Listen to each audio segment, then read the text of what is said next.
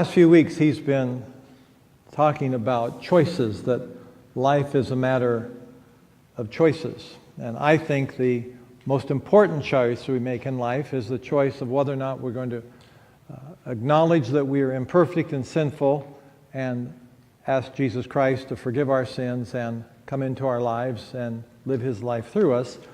And then the second choice is to decide whether or not we're going to follow Christ and obey Christ when our way is in conflict with His way. And I want us to begin by looking at two disciples, Judas and Peter.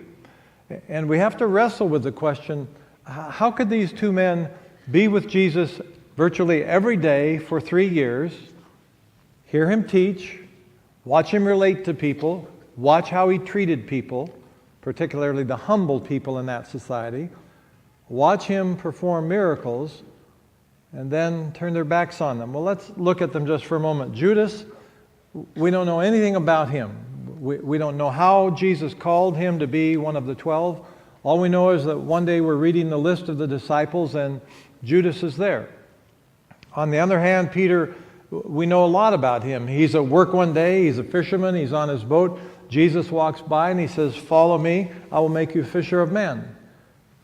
And Peter drops everything. He walks away from his and begins to follow Jesus immediately.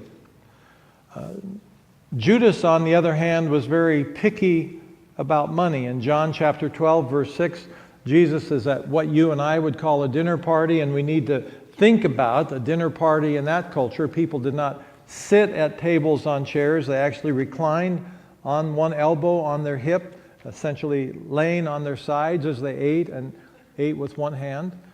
And a woman Jesus had really touched her life by the name of Mary came in and began to anoint his feet with a bottle of a very expensive perfume. Now, sometimes in that culture, that happened where an honored guest would have a small amount of perfume put on his head or her head, but not the feet, and not a great amount of perfume. But she had been so awestruck by what Jesus had done for her and in her life that this is how she wants to express her appreciation to Jesus. And she pours this perfume on his feet, and now she begins to wipe his feet with the long hair of her head. And Judas says, "What a waste of money. That money could have been better used to give to the poor." No sensitivity to her, no sensitivity to how Jesus Christ changed her life, just thinking about what a waste of money. John says of Judas, he did not say this because he cared about the poor, but because he was a thief. On the other hand, Peter was faithful, but he was boisterous. And he was often interrupting Jesus to correct Jesus. One time Jesus was talking about the future, and Peter interrupted him and told him that he was wrong, if you can imagine that. Now, think with me. I know none of you girls ever had this happen in school, but sometimes those of us who are guys were given a mean look by a teacher when we were a little guy and called knucklehead, or you little devil, or you evil one. One time when I was a freshman at Gresham High School, my brother, who was one of the top students, had just left Gresham High School. I came in as a freshman. I'll tell you what a poor student I was. I was taking Latin.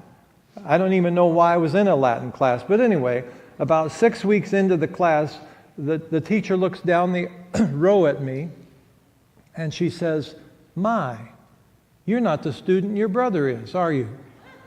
And I thought, "You dumb lady, it took you 6 weeks to figure that out? You should have known that the first 6 minutes." So we've all had people say things to us that are impolite. But this day when Peter has the audacity to interrupt Jesus and correct what he's saying, Jesus turns to him and says, "Get behind me, Satan." So no matter what anyone has called us, no one's ever called us Satan. But Jesus referred to Peter that way that day. On the other hand, John says more about Judas. He says, as the keeper of the money bag, he used to help himself to what was put into it.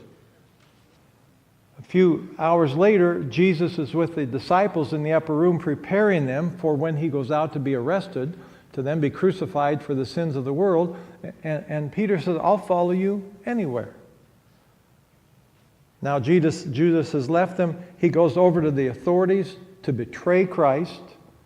And still thinking of money, he says, what will you give me if I betray him to you? 3 years he's walking with Jesus. 3 years he's hearing him teach. And he's reduced him down to making a few dollars if he betrays him. On the other hand, Jesus turns to Peter and says, you will deny me 3 times. So we see Judas yielding to temptation.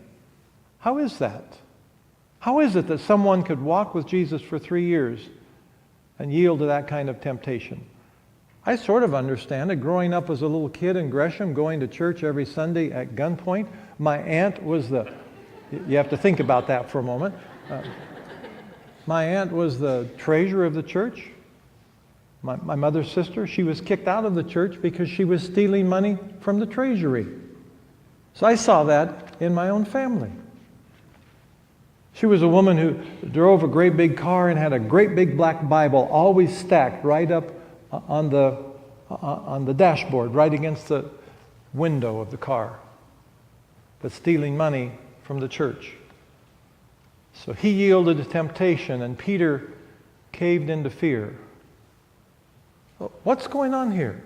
How can we be in the presence of Christ and yet turn our backs on him? How can we be in the presence of Christ and have him touch our lives through the presence of the Holy Spirit and yet still slip into sin? Well, let me tell you about a friend of mine from the church I used to pastor in Twin Cities of Minneapolis. He gave me permission to tell this story this morning.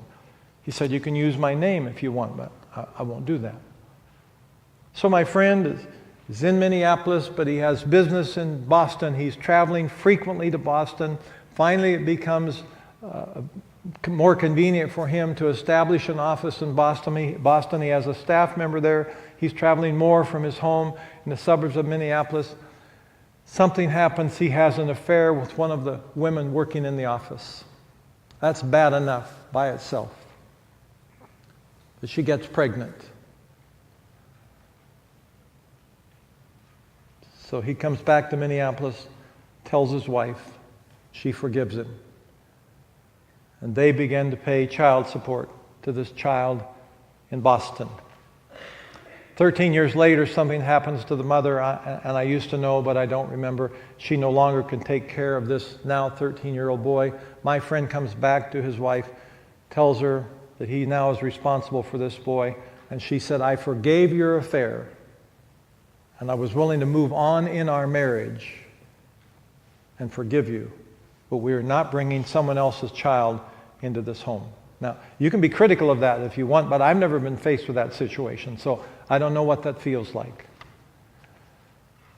As my friend told me this story a number of times, he later said to me after pausing a long time, I can identify with Peter. I understand how you can know Christ and walk with Christ and one day turn your back on Christ and get in all kinds of trouble. And then there was a long pause, and he said, but I can also identify with Peter asking God for forgiveness and seeing the Spirit of God rebuild my life. So the fact is that we can walk with Christ and then walk away from Christ. We can reject his kindness, we can reject his mercy, we can reject his grace. So instead of being super pious about ourselves, why don't we just step up to the plate and say, that's who we are. And we all do that in one way or another. You know, someone said it this way, confession is good for the soul, but it's bad for the reputation. If this were an Alcoholics Anonymous meeting this morning, which it's not, I'd say, hi, I'm John. I'm an alcoholic. And some of you would say, hi, John, I am too. So if a group of people can say, I'm an alcoholic, why can't we all say, I'm sinful, I'm imperfect? Something else about Jesus. He's a gentleman, and he never forces his way into our lives. My father's mother lived not too far from us in Gresham, and I didn't understand this, but she had this beautiful painting in her house. Some of you have seen it. It's a picture of Jesus knocking at a door. I was just a little kid the first time I saw it. I didn't know what it meant. Later on, when I became a follower of Christ, when I was in college, I realized that the door had no door handle, because the door can only be opened from the inside. The picture is symbolic of Jesus in Revelation chapter 3, verse 20, saying, "Behold, I stand at the door of your life and I knock, and if anyone hears my voice and opens the door, I will come into them." So Jesus is a gentleman. God has given us all free will. So we can choose to keep moving towards Christ or moving away from Christ. It's our choice. The choice is ours. It's nobody else's. So I'm suggesting this morning, as we think about Judas and as we think about Peter, we first of all have to have an awareness of Christ. Who is he? And we have to have an awareness of the fact that because he is the perfect one who died for our sins, that he has a claim on our lives. No one else has that kind of a claim on our lives. Isn't it interesting? Buddha never said that he was God. Muhammad never said he was God. Confucius never said that he's God. Jesus said, "If you've seen me, you've seen the Father. I and the Father are one. No one comes to the Father but through me." And if that's true, and history confirms that it is, then he has a claim on our lives. So we have to have an awareness of Christ and an awareness of his image and what he wants to do in our lives once we become his followers. We have to have an awareness of what is right in terms of behavior and right in terms of our mentality and how we think about things. Let me give you an example. Jesus was talking one day about marriage, and he said to men, "If you men look on a woman with lust in your heart, you're guilty of adultery." So 95% of us men this morning in this room are guilty of that. The other 5% are liars. So Jesus' view of women was so high that he's saying to us men, who sometimes don't think with our heads, men, you cannot be looking at a woman wondering what she's going to be like in bed. She's not your wife. And in no way am I minimizing murder and the pain that happens when someone is murdered. But Jesus was talking about anger, and he said, if you're angry at someone, it's tantamount to having murdered them. He wasn't downplaying murder at all. He's just saying the standard is so high, and he wants us to treat one another well, that if we're angry with someone, it's as though we've murdered them. We're to be respectful of people. So he's talking about our behavior, and he's talking about our mental state. So we have to have an awareness of who Christ is, how he wants us to behave, how he wants us to think. We have to have an awareness of ourselves and our temptations. Let me give you an example. I have a friend in Phoenix where we live, and he told me he got a $10,000 bonus. And I was joking around, and I said, well, I'll tell you what I'd do with the $10,000 bonus. I'd go deposit the check in the bank and immediately get $1,000 cash, and I'd come home to Susan and say, look, darling, what I've got, it's all yours. And I was expecting him to giggle a little bit like 3 of you did. And he looked at me very sternly. And he said, you don't understand, do you? And I knew his history. I knew that when he lived in Nebraska, he had lost his family to his drug abuse, lost his wife and his kids. Thankfully, he's reestablished with his kids now as adults. He looked at me and said, you don't understand, do you? He said, when God gave me a new life and a new wife, I promised her that I would never cash a check or deposit a check, so I would never be tempted to steal from my wife, because that's how I supported my drug habit in Nebraska. You see, my friend understands the temptation, and so he's put guards around himself. Instead of saying, well, I'm free and I'm never tempted to do that again, he's aware of the temptation. He's had a terrible back pain and he has to take painkillers. He told me the first thing he said to his doctor is, I'm a recovering drug addict. You have to be careful of what you give me. And I will not take any pills that could cause me to move into addiction again. I will live with the pain before I take a pill that will cause me to move back into addiction. So my friend is aware of himself. And then we just have to be aware of decisions that we have to make. That sometimes life really does slap us. Sometimes life doesn't slap us, it punches us right in the nose, and it hurts. I want you to meet two friends of mine. The first person is Diane Goebel-Meyer. I met her when I was 15 years old. We were 15 years old at Centennial High School.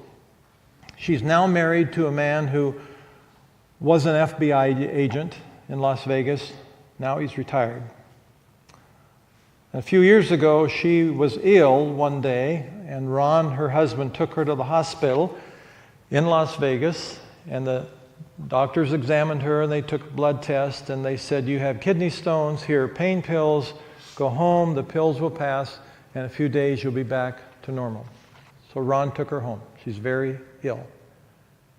An hour after they left the hospital, personnel in the hospital reread her blood tests, and there was bile in her blood. They never called to say, you need to get back here right now. 2 days later, she's deathly ill. Ron brings her back to the hospital. Her younger sister, by a year behind us in school, told me that she was bleeding from every part of her body, even her eyeballs. And she slipped into a coma. Their father anointed her and said, God, don't let my daughter die. She was in the coma for a week. Gangrene set in. When she woke up from the coma, her legs are gone mid-calf. I flew up to see her. I said, Diane, they've ruined your life. I have the gift of encouragement. That would ruin your life. Remember, I wasn't the student my brother was.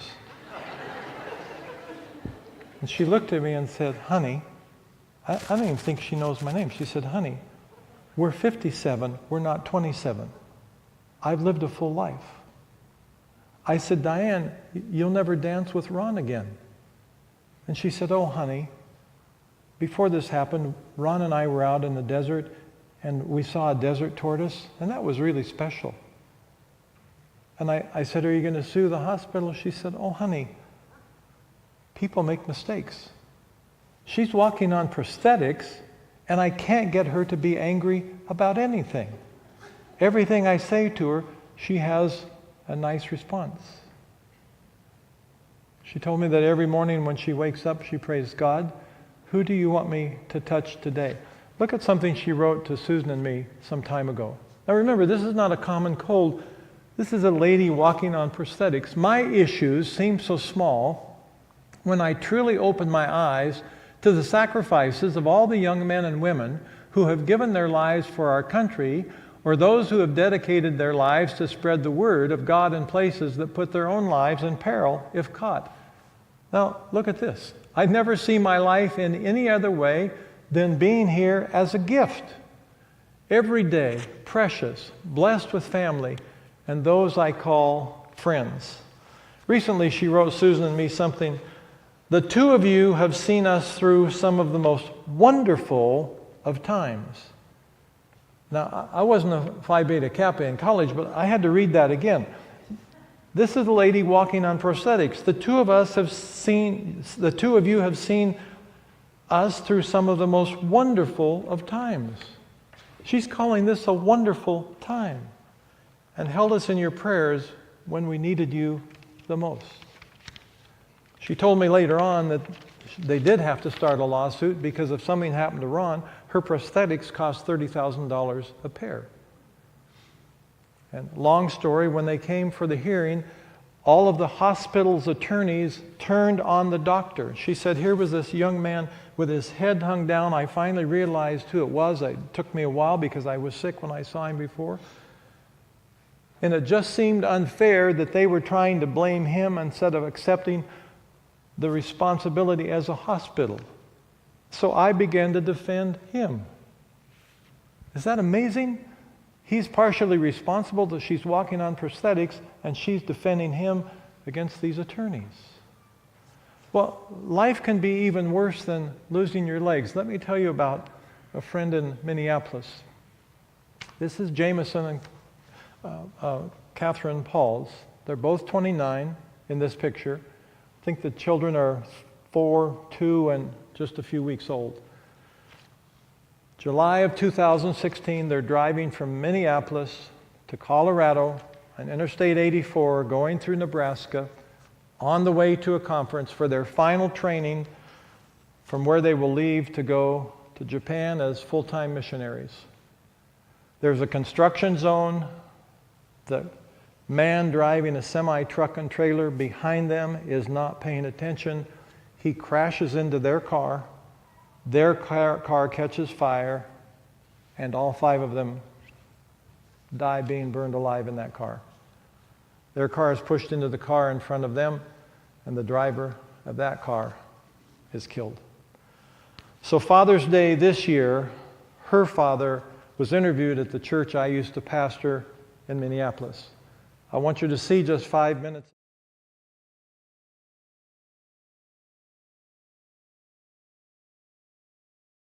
I kind of want to transition a little bit then. About last July, you've had difficult times, obviously, we all do in our lives, but I mean, as parents, nothing seems to be as tragic and difficult as losing your kids and grandkids. And Catherine and Jameson were 29. How have you handled that? How did you handle the news when you heard it? What happened? What was going on? Well, I think like a lot of people, we see tragedy every day.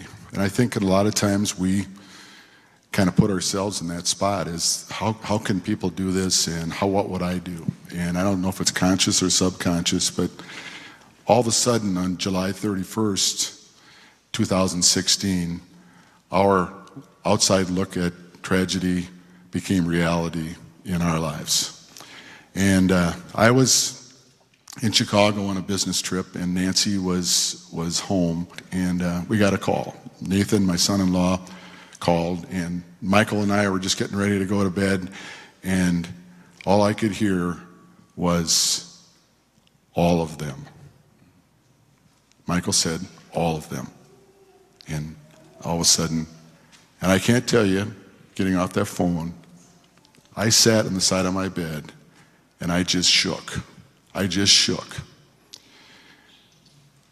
called Nancy, and I was able to catch up with her. And what happened, and again, what happened to us isn't something that we say this is the way you would do it. We're just telling you the way that God worked at it in our life. We were immediately drawn to our God at a time when a lot of people wouldn't think that would be the normal thing to do, that you'd be angry with God and you would be mad at God. We were drawn to God. As we prayed together, we said, it's about surrendering to God. We can't handle this on our own. So the verse that Nancy said, John 11:25 and 26. I am the resurrection and the life. The one who believes in me will live, even though they die. Whoever lives by believing in me will never die. And he says, this is Jesus speaking, because he was speaking to Lazarus' wife. Do you believe this?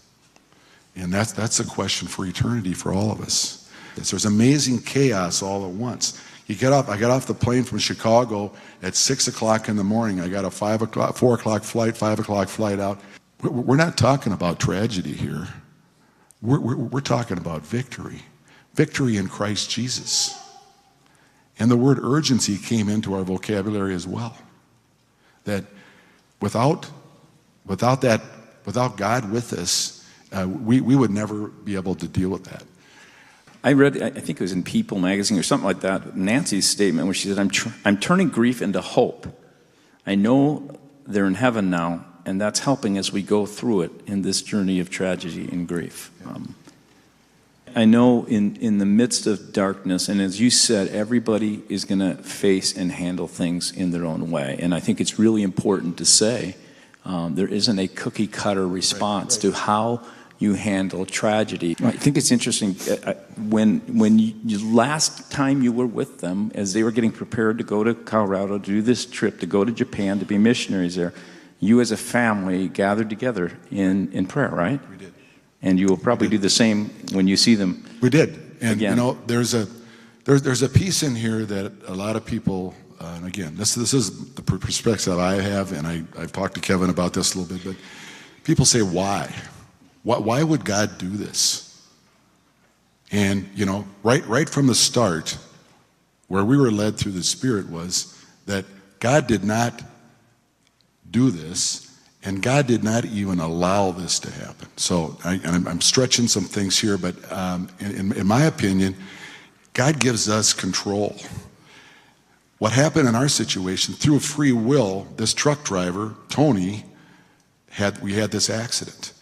And it could have happened to a lot of different people. We immediately forgave Tony. That was an amazing thing on the media. People couldn't understand. How could you forgive this guy that actually destroyed your family? Well, that's the way God spoke to us through this.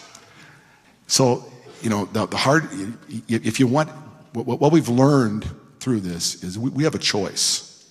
We have a choice as to if we want to blame somebody, if we want to, or we have a choice to say that we have a God that's not doing this to us. God is there for us, and He is going to use this, and He's using it all the time in a very powerful way.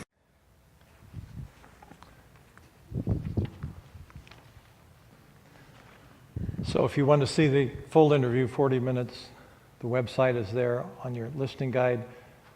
Go to media or sermons, and this was done Father's Day just a few weeks ago.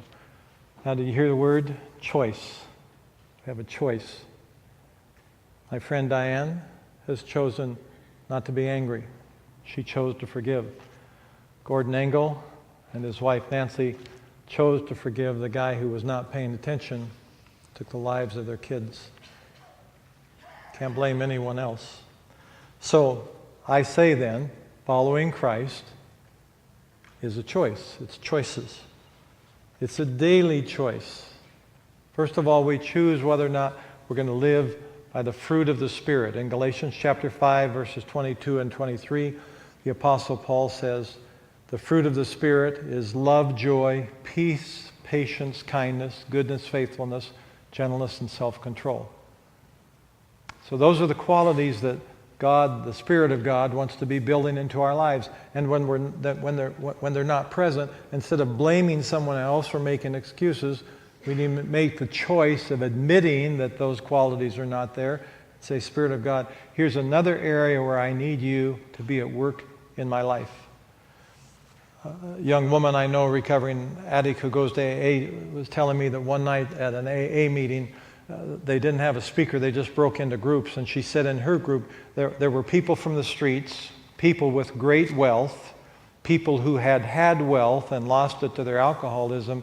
She put her hands on her chest like this, and she said, people like me, middle class. And she said, we agreed that we had nothing in common, people from the streets to people with great wealth. She said, we agreed the only common denominator in that group that night was, until we quit blaming other people, we didn't come get the help we needed. There's a choice of being men and women of grace and truth. In John chapter 1, verse 12, John says that Jesus was full of grace and truth. Oftentimes in the evangelical church, we talk about the truth of God. I've been privileged to study in 3 of the finest of our country's seminaries. And there were a lot of guys there, a lot smarter than I am, who always wanted to talk about the truth, but they never wanted to talk about being gracious. The word grace, as John uses it there to describe Jesus, has the meaning that Jesus was always in the business of helping people become better people if they would respond to Him. Let me just tell you a story, and I guess I'm the key player in the story. I know the man about whom I'm talking, but he was not identified to me. I left the church in the Twin Cities, Minneapolis, 1991. So that's 26 years ago, but the story happened just a year ago. So 25 years after I leave the church, one of our elders and a very good friend of mine, we remain good friends to this day. We continue to communicate and see one another, even though he lives in the Twin Cities. He and his wife moved across the Twin Cities, and so now they're at another church, and one day he's a greeter, and he's standing at the door, and a man walks in, and my friend Dick said, "You look familiar." And the man said, "You look familiar, you look familiar, you look familiar." It probably sounded like two junior high boys. "You look familiar, you look familiar."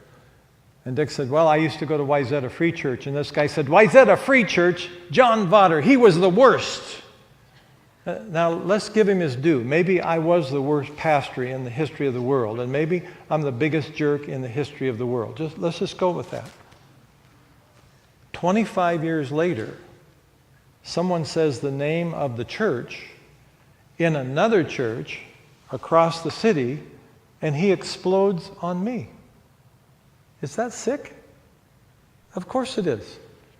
But John says that Jesus was full of grace and truth. So we have to begin to be aware of ourselves, to ask ourselves the question, as I am relating my life to other people, am I gracious towards them, and am I helping them become a better person, or am I just spewing venom on them for something that happened in the past? I don't know who he is, so maybe I offended him. I don't know. Maybe I said no to him one time. I don't know. But I've been praying for him because the guy's sick, and I'm still in control of his life 25 years later for whatever I did or didn't do.